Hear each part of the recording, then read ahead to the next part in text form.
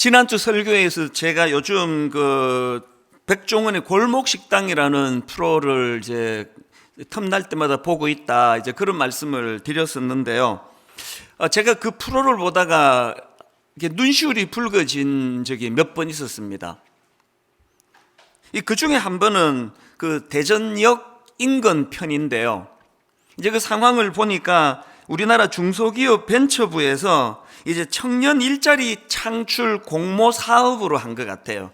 그래서 이제 대전역 인근에 그 어떤 건물의 한 층을 전부 다 이제 이 청년 일자리 창출 차원에서 이제 식당을 오픈했는데, 뭐 초밥집도 있고 또 덮밥집도 있고 또 햄버거 집도 있고 또 양식집도 있고, 이런 식으로 이제 그 청년 창업을 이제 도왔는데요. 처음에 17개 가게가 이제 그렇게 오픈을 했는데, 이게 뭐 잘 안 돼서 그런지 다 이제 문을 닫고 이제 7개밖에 남지 않은 그런 상황입니다. 그런데 7개 남은 그 식당들도 뭐 정말 민망할 정도로 손님이 없는 겁니다. 그 파리를 날린다, 이게 이런 때 쓰여지는구나 할 정도로 손님이 너무 없는 겁니다.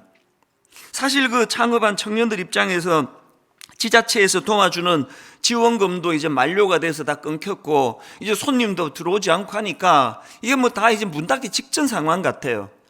그래서 그 청년들이 이제 이 골목식당 팀에다가 막 간청을 했답니다. 우리 좀 도와달라고. 그래서 이제 그 대전역 이제 인근 편, 그러면서 이제 이 골목식당이 한 몇 주간 이제 진행이 됐는데요. 이제 그 전문가라고 할 수 있는 그 백종원 씨가 이제 그 대전역 그 한 층에 있는 식당들을 다 방문하고 뭐 조사하고 검사하고 이걸 다 끝내고 나서, 그리고는 이제 막 청년들을 막 무섭게 야단을 치는 겁니다. 이 뭐 맛도 최악이고 또 이 위생도 최악이다. 누가 이런 데서 그 돈 주고 사 먹겠나, 집에 가서 밥 먹지. 막 이런 식이에요.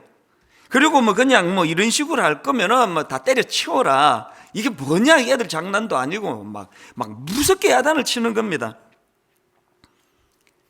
제가 그 프로가 좀 흥미가 있어가지고 그 인터넷을 검색을 해보니까 막 기사도 이런 내용이 그대로 나와 있더라고요.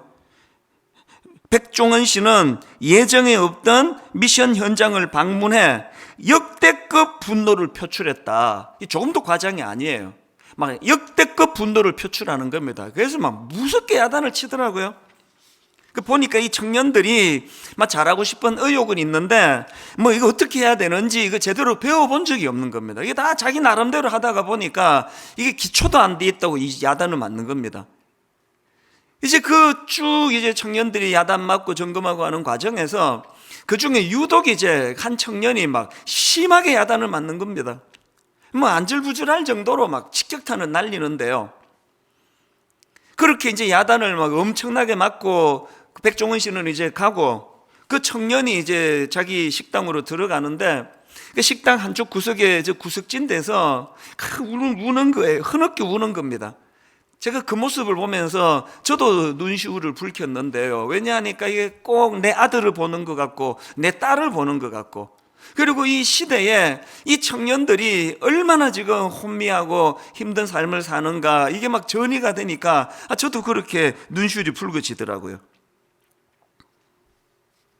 사실 오늘 이 시대를 규정짓는 뭐 신조어들이 막 굉장히 많이 지금 생기고 있는데요. 그 중에서 저는 청년들을 생각할 때 그 뉴노멀 시대라고 하는 이 표현하고, 또 그런가 하면은 오늘 이 시대를 아버지 부재의 시대, 혹은 롤 모델이 없는 세대, 우리 청년들 또 우리 다음 세대들을 지칭하는 이런 표현들이 저는 늘 마음이 참 아픈 사람이에요.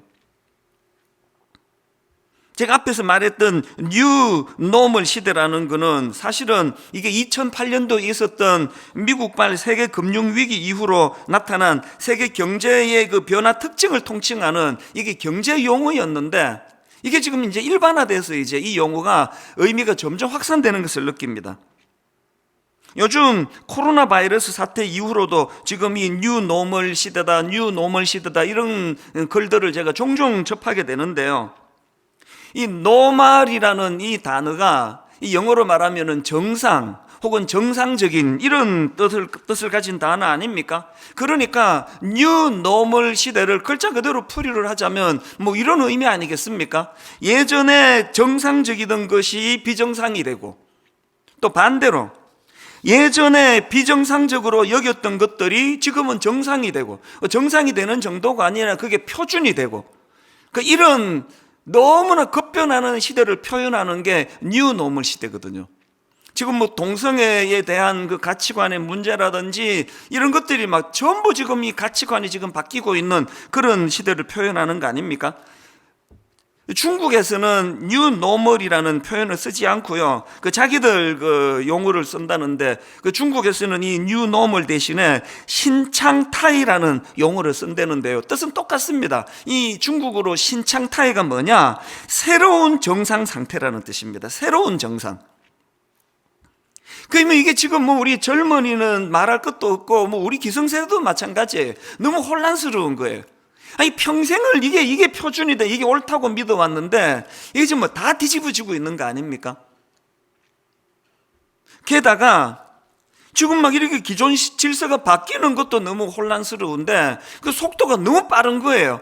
세계적으로 대한민국이 지금 이 속도의 변화로 치면은 뭐 1, 2위를 다툴 겁니다. 왜냐하니까 유럽이나 미국 같은 이 서구 사회가 무려 300년, 400년에 걸쳐서 그렇게 천천히 진행되던 이 근대화를 우리나라는 불과 40년 만에 이거 다 뒤집어 버린 거 아닙니까? 그러니까 지금 뭐 기성세대, 청년세대 할 거 없이 이 뉴 노멀로 표현되는 모든 질서가 지금 다 바뀌지고 뒤집어지는 것도 혼란스러운데 속도가 너무 빠르니까 이게 뭐 그냥 뭐 정신적으로 멀미가 나는 거예요. 많은 청년들이 이 미래가 두려운 겁니다. 한 번도 안 가본 길인데 모든 질서가 다 뒤죽박죽이 되고, 게다가 엎친 데 덮친 격으로 지금 아까 제가 이 시대를 표현한 게 아버지가 없는 세대라 그랬지 않습니까? 아버지가 없는 세대라는 말은 다른 말로 하면은 롤 모델이 없는 세대라는 뜻이에요. 아니 뭐 기성세대도 지금 처음 겪는 지금 세상인데 뭐 누구를 우리가 지도하겠습니까? 조금 전에 제가 이 백종원의 골목식당을 보면서 몇 번이나 눈시울을 붉혔다 그랬는데요. 또 어떤 프로에서 저도 똑같이 또 눈시울을 붉힌 적이 있는데 그 서울의 어느 식당인데 거기는 이제 이 청년의 아버지가 뭐 부재하신지 엄마하고 이 청년이 둘이서 이제 식당을 운영하는데요. 그날도 막 백종원 씨가 막 민망할 정도로 야단을 치더니 이 청년은 막 더 심하게 야단치는 것 같아요. 뭐 의도적으로 그런 것 같기도 한데요. 이 청년이 막 엄청나게 꾸지람을 듣고 막 그냥 뭐 얼굴이 화끈거릴 정도로 막 그냥 온 그 시청자가 다 보는 앞에서 그랬으니까요. 그렇게 하고 이제 백종원 씨가 가고 나니까 이 청년도 그 구석에, 그 주방 구석에서 막 흐느끼 우는 거예요. 오열을 하는 겁니다. 그 엄마가 그 아들을, 우는 아들을 보는데 마음이 얼마나 아프겠습니까? 그 엄마가 그 우는 아들 많이 힘들지 그러면서 이제 등을 두드려주고 위로하고 그 장면을 보면서 저도 눈시울이 붉어졌는데, 그런데 이 청년이 이제 수건으로 눈을 다 닦고 그렇게 하고는 하는 말이 너무 인상적이었습니다. 마음은 아픈데 울고 났더니, 지적받고 났더니 속이 후련하다고. 속은 후련하네. 그러면서 다시 이제 주방으로 뚜벅뚜벅 걸어가서 의욕을 가지고 또 시도하는 그 모습이 너무나 인상적이었습니다. 왜 인상적이었을까요? 아버지 부재의 시대니까요. 롤 모델이 없는 시대니까요. 꿈을 가지고 식당은 열었지만 뭐 누구 하나 가르쳐 주는 사람이 없었는데 막 혼을 내면서 그렇게 가르쳐 주니까 마음은 아프지만 그래도 용기가 생기고 의욕이 생기니까 속은 후련하다고. 저는 바로 그 지난주인데요. 이제 제가 아끼는 한 후배 목사님하고 이제 만나서 이런저런 대화를 나누는데, 이제 이 후배 목사님은 옥하는 목사님 계실 때 이제 그 제자 훈련을 이제 더 다듬고 이런 일을 위해서 옥하는 목사님을 가까이서 도왔던 그런 후배예요. 그래서 이제 이런저런 대화를 나누는데 뭐라고 얘기하는가 하니까, 만약에 지금 옥하는 목사님이 살아 계시다면 그리고 자기가 수고한 걸 참 조금이라도 이제 인정해 주시면서 칭찬해 주신다면, 그래서 목사님이 이런 말씀을 하신다면 그 가정으로 그러더라고요. 옥 목사님이 이 목사님 보고 네가 얼마나 그 제자 훈련을 위해서 애쓰는지 내가 다 안다. 수고한 건 내가 다 안다. 그래서 나도 네한테 뭐 하나 해주랴, 뭘 도와주랴. 만약에 목사님이 살아계셔서 그렇게 물으신다면 자기는 뭐 바로 대답할 게 있다는 거예요. 이렇게 말씀을 드릴 것 같답니다. 목사님 아무것도 필요 없고요, 목사님 1년에 한 번만 시간을 내주신다면, 지금 개척 교회를 하고 있거든요. 1년에 한 번만 저를 만나 주신다면 다른 아무것도 저는 바라는 게 없습니다. 이렇게 말씀을 드릴 것 같다는 겁니다. 그 얘기를 듣는데 참 마음이 짠해지더라고요. 롤 모델이 없는 시대, 얼마나 그 스승이 그리웠으면 그런 생각을 하고 있겠냐고요. 이렇게 너무나 급변하는 이 세상 속에서 혼란을 겪고 있는 우리 자녀 세대, 우리 다음 세대인데요, 그래서 그들을 지도해 줄 수 있는 이런 롤 모델이 없는 아버지 부재의 시대. 그 가정이 우리 부모도 어려워요. 자녀들이 우리 부모를 롤 모델로 생각 안 합니다. 뭐 웃기면은 막 아재 개그다 그러고 웃지도 않고, 뭐라고 지도해 주면은 아빠는 세상이 얼마나 달라졌는지 모른다 그러고 인정을 못 받는 아픔을 우리 부모가 겪고 있고요. 이것도 자녀들에게 고스란히 피해가 가는 거 아닙니까? 우리 어릴 때는요, 아버지가 매를 드셨어요. 뭐 늦게 다니고 그러면은 막 종아리 맞는 친구도 있었습니다. 그리고 조금 이제 그 과격한 부모님도 그렇게 하시면 안 되는데, 그 딸이 자꾸 늦게 들어가면은 막 가위로 머리를 잘라버리고 이런 일들이 우리 시대에 있었거든요. 그래서 뭐 상처는 받지만요, 거기에 항변은 안 하는 거예요. 왜? 기준이 같았으니까요. 지금 아빠가 왜 이렇게까지 조치를 취하시는지, 화를 내시는지 공감을 하니까 내가 잘못했지, 이런 교육이 가능했던 시대인데 지금은 교육이 안 됩니다. 그 뭐 가위 들고 머리 자르는 거 고사하고 왜 이렇게 늦게 다냐고 말을 하면은 바로 나오는 이야기가 온 동네 애들이 다 그러는데 왜 아빠만 그러느냐고, 아빠 너무 이거 그 구식 아니냐고. 이 교육이 안 되는 시대예요. 이 아버지 부재의 시대 아닙니까? 그 어떻게 해야 됩니까? 제가 이런 문제로 고민을 하고 있을 때에 하나님께 답을 구했을 때 주신 게 오늘 본문 에베소서 6장 4절 말씀입니다. 또 아비들아, 너희 자녀를 노엽게 하지 말고 오직 주의 교훈과 훈계로 양육하라. 제가 오늘 설교 제목을 견고한 기초 만들어주기, 자녀들에게 이런 마음을 가지고 설교 제목을 정해봤는데요, 에베소서 6장 4절이 바로 견고한 기초를 만들어주는 두 기둥이라고 저는 생각합니다. 저는 저 에베소서 6장 4절에 나오는 오직 주의 교훈과 훈계로 양육하라, 여기 나오는 교훈이라는 기둥, 훈계라는 기둥으로 아이들에게 견고한 믿음의 지침을 세워줘야 된다는 겁니다. 제가 꽤 많은 책들과 주석을 뒤지면서 여기 나와 있는 교훈의 원뜻이 뭘까, 또 그 다음 나오는 훈계의 원뜻이 뭘까, 이 자료들을 제가 쭉 살펴봤는데요, 근데 제가 당황스러운 게 이 해석이 너무 다양한 겁니다.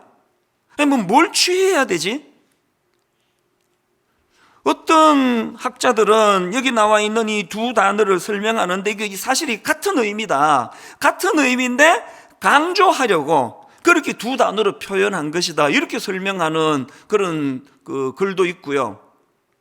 또 어떤 책에 보니까 여기 말하는 앞에 나오는 교훈은 이제 일반적인 교육을 표현하는 단어고, 뒤에 나오는 훈계는 그 일반적인 교육을 말로, 언어로 교육하는 게 그게 훈계다, 이렇게 설명하는 글도 제가 봤습니다. 그 외에 막 여러 설명이 있는 거예요.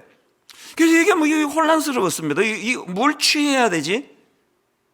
그러다가 제가 이제 여러 자료를 보는 가운데 곳인데 이상규 교수님의 설명을 제가 글로 읽을 수 있었는데요, 이제 이분의 주장이 뭐냐 하면은 이 본문에 나오는 교훈과 훈계라는 단어의 뜻을 제대로 파악하려면 이 에베소서가 쓰여지던 그 당시 1세기 그 사회에서 이 단어가 어떤 때 쓰여지던 단어인가를 먼저 파악을 해야 된다는 겁니다.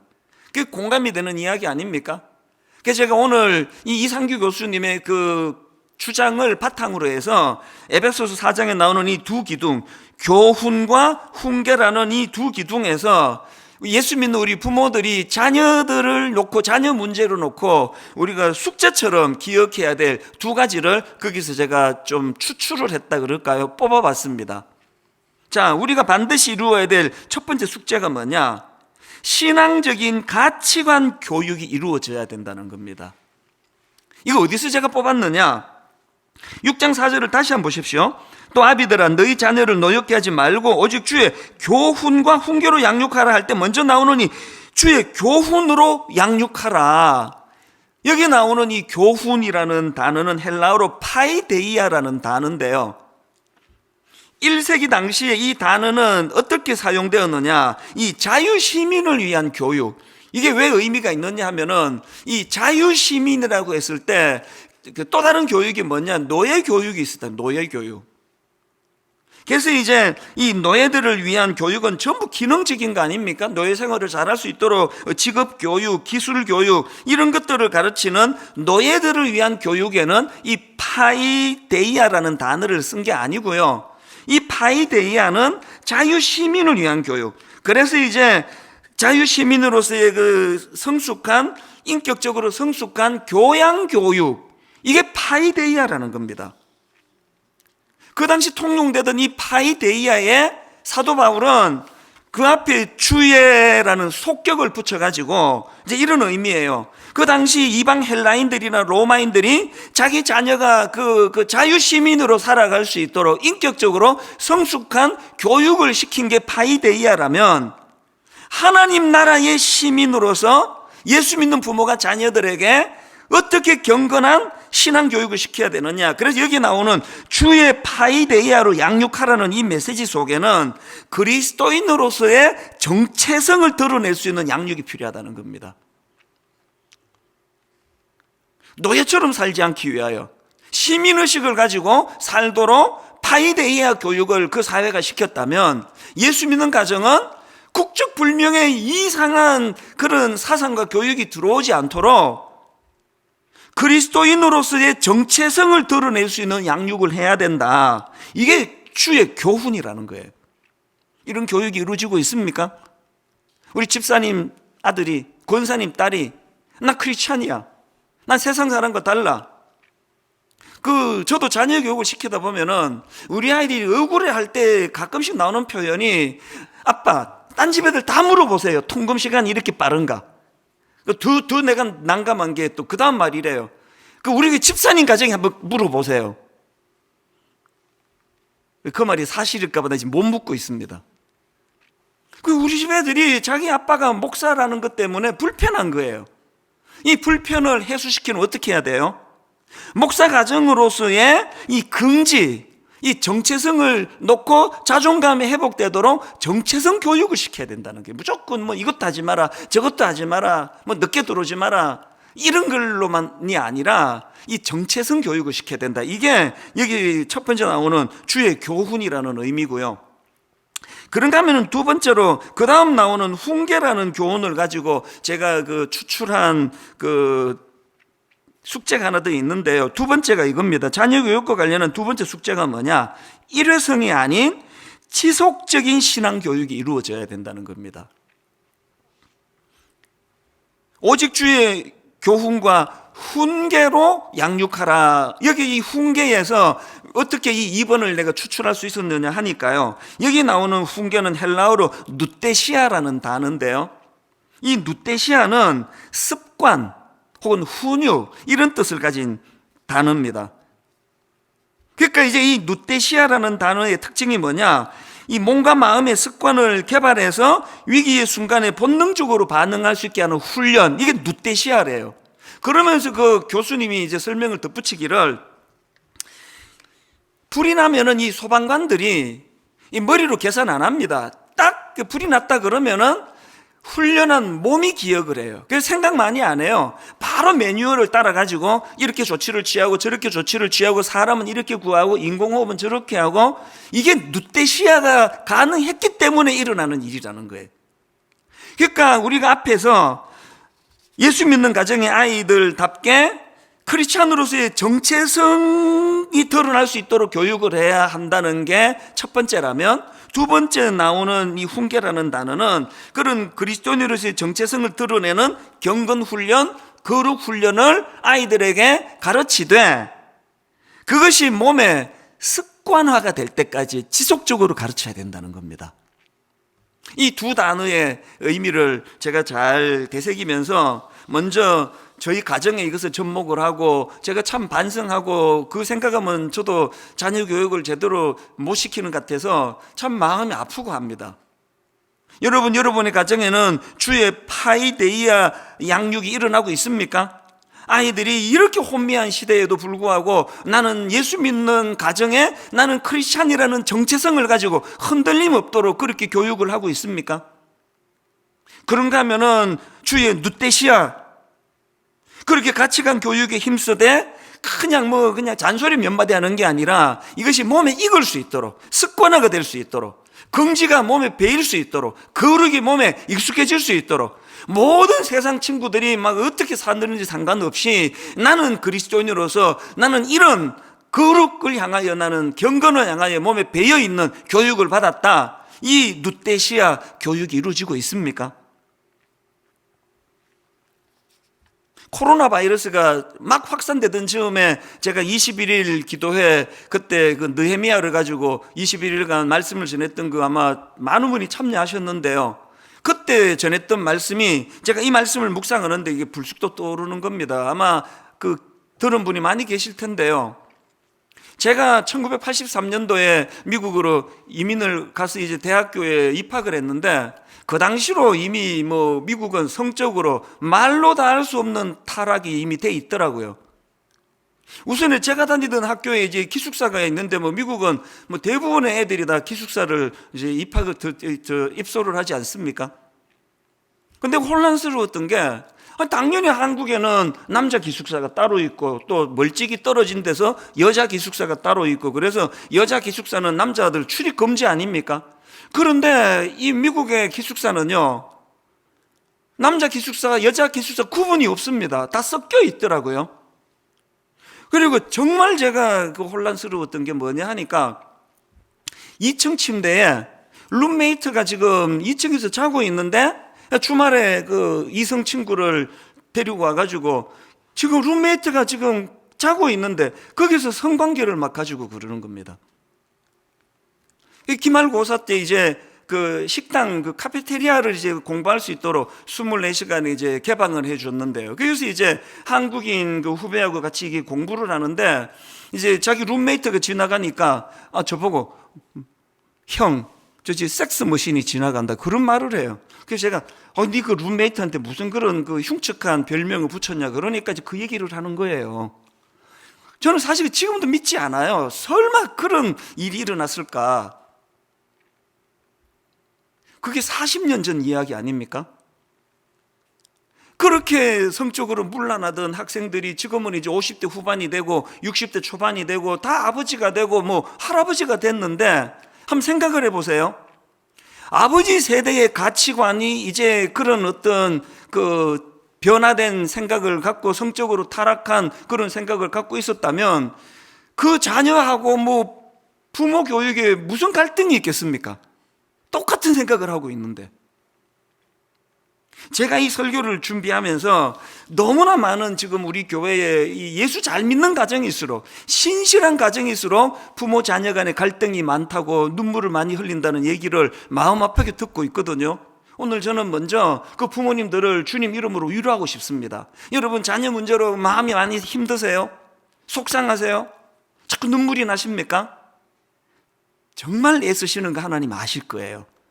정말 우리 부모님들이 이 악한 세상 가치관에 물들지 않으려고 너무나 애쓰는 과정에서 일어난 거라고 주님께서 그렇게 위로해 주실 거라고 믿습니다. 그래서 저는 오늘 이 본문 말씀 오직 주의 교훈과 훈계로 양육하라는 이 말씀을 가지고 어떻게 해서든지 간에 파이데이아 교육을 회복해야 돼요. 신앙적인 가치관이 잘 세워지도록.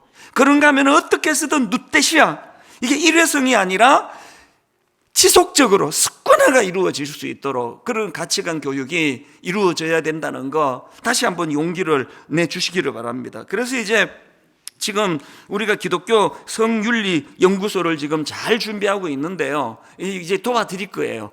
여러분이 말문이 막히면 우리 교회 성윤리 연구소 한번 들어가 봐라. 거기에 지금 설명이 잘 돼 있다. 동성애에 대해서 이렇게 설명이 돼 있다.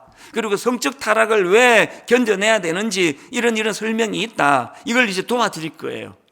그리고 이제 3주 뒤 창립 18주년을 기념해서 부모님들이 자녀 교육하는 데 도움을 얻을 수 있도록 10권짜리 번역서가 나옵니다. 연령별로 도울 수 있도록. 그리고 이제 앞으로 영상도 만들 거고요. 지속적으로 이제 자녀 교육에 도움을 드릴 겁니다. 용기 내십시오. 힘내십시오. 그래서 하나님, 내가 파이데이아와 누떼시아 교육이 일어나도록 한번 힘을 얻기를 원합니다. 도와드릴 것입니다. 그리고 이런 교육이 왜 중요합니까? 지난주 설교에서 예수님이 우리에게 보여주신 모범이 뭡니까? 세상이 어떻게 하든지 그걸 표현을 썼잖아요. 개는 짖어도 기차는 간다. 아무리 주변 사람들이 예수님께 열광하고 인기 폭발해도, 아무리 냉대를 하고 손가락질을 해도 그런 세상의 영향을 받지 아니하고 주님께서 그렇게 새벽에 기도할 때 제자들이 와가지고는 마가복음 1장 37절 만나서 이르되 모든 사람이 주를 찾나이다. 그렇게 호들갑을 떨어도 주님이 그 휘둘리지 않으시고, 제가 중요하게 생각하는 건 마가복음 1장 38절 말씀입니다. 주님의 말씀을 다시 한번 들어보세요. 이르시되 우리가 다른 가까운 마을들로 가자. 거기서도 전도하리니. 그 다음 보세요. 내가 이를 위하여 왔노라. 상황이 어떻게 변하든 상관없이 내가 이를 위하여 왔노라. 사명을 향하여 한 걸음 한 걸음 뚜벅뚜벅 걸어가는 주님의 모습. 이 모습이 여러분의 자녀들의 모습이 되기를 간절히 바랍니다. 이 모습이 여러분의 자녀들의 발걸음이 되기를 원합니다. 아침에 그 생각이 불쑥 떠오르더라고요. 온도계 같은 인생. 세상이 바뀌었어요. 바깥이 32도예요. 잘 아는 학생들. 지금 세상이 바뀌었습니다. 영하 10도예요. 잘 분석하는 학생. 그러나 힘없이 끌려가는 학생. 이 온도계 같은 학생이에요. 온도 조절계 같은 인생. 바깥이 지금 35도라도, 바깥이 지금 40도라도 오늘 주님께서 이 본당 안에 예배 드리기에 적합한 25도를 원한다 하실 때 온도 조절계처럼 거기에 끌려가지 않도록 주님의 말씀을 따라 내 길을 걸어가며 그 세상을 주도하는 인생, 주도하는 인생을 만드는 교육. 이게 파이데이아, 이게 누떼시아 교육 아닙니까? 우리 지금부터 그렇게 기도하자고요.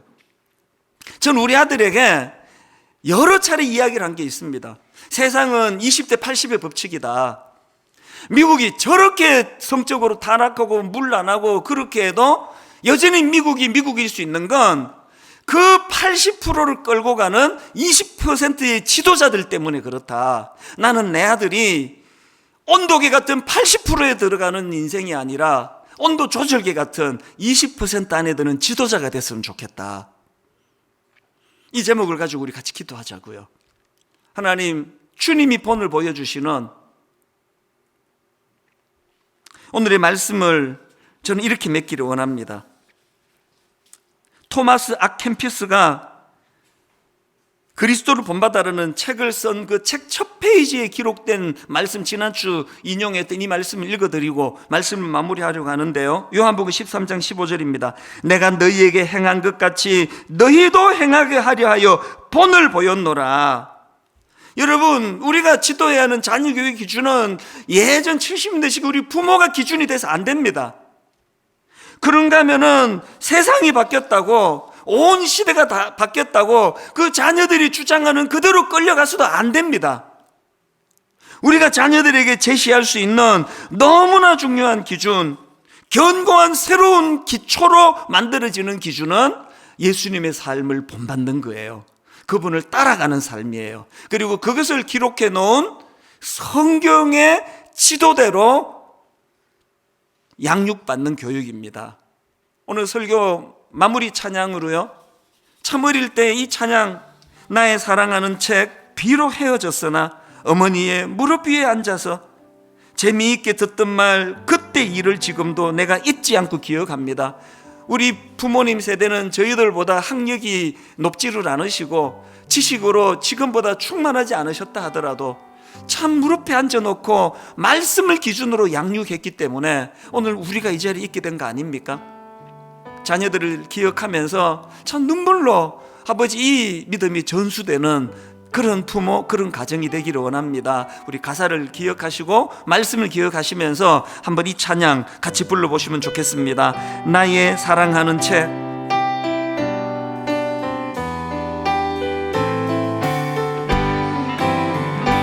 나의 사랑하는 채 비록 헤어졌으나 어머님의 무릎 위에 앉아서 재미있게 듣던 말 그때 일을 지금도 내가 잊지 않고 기억합니다.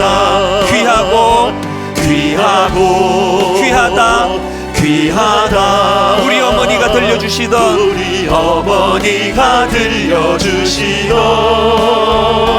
재미있게 듣던 말 이 책 중에 있으니 이 성경. 우리 다 자리에서 일어나셔서 우리 1절 한 번 더. 나의 사랑하는 채 비록 헤어졌으나 어머니의 무릎 위에 앉아서 재미있게 듣던 말 그때 일을 지금도 내가 잊지 않고 기억합니다. 귀하다 우리 어머니가 들려주시던 재미있게 듣던 말 이 책 중에 있으니 이 성경 심히 사랑합니다. 오늘 축도 바로 연이어 우리 자녀들과 드리는 너무 좋은 예배가 준비됐기 때문에 제가 마무리 기도하고 축도로 예배를 마치겠습니다. 축도 마치면 아이들과 더불어서 오늘의 말씀과 오늘 주는 은혜를 되새기는 그런 시간으로 주님 인도해 주실 줄을 믿습니다. 같이 기도 드리시겠습니다. 하나님 아버지, 너무나 혼미한 시대를 살아가고 있습니다. 뉴 노멀 시대라는 이 표현이 참 마음을 아프게 합니다. 평생을 이게 진리라고 믿고 이것을 가지고 따라가고 있는데 그것이 틀렸다고, 이젠 새로운 진리가 생겼다고 끊임없이 우리를 혼란에 빠뜨리고 호도하게 만드는 그런 시대를 살아가고 있습니다. 하나님, 우리 자녀들은 더 큰 혼란에 빠져 있습니다. 뭘 기준으로 자녀들을 교육해야 될지 난감하게 짝이 없는 시대인데 오늘 주신 말씀처럼 주님의 말씀이 기준이 되고 예수 그리스도의 삶이 기준이 되어 하나님 그 아이들을 끊임없이 그리스도인으로서 가치관 교육, 신앙적인 가치관 교육을 시킬 뿐만 아니라 그것이 지속적으로 몸에 배일 수 있도록, 그것이 우리의 자녀들 습관적으로 몸에 배일 수 있도록 그렇게 아름다운 신앙 교육이 일어나도록 도와주시고, 무엇보다도 성령님께서 그 신앙 교육에 개입해 주셔서 능력을 주시고 은혜로 덧입혀 주시옵소서.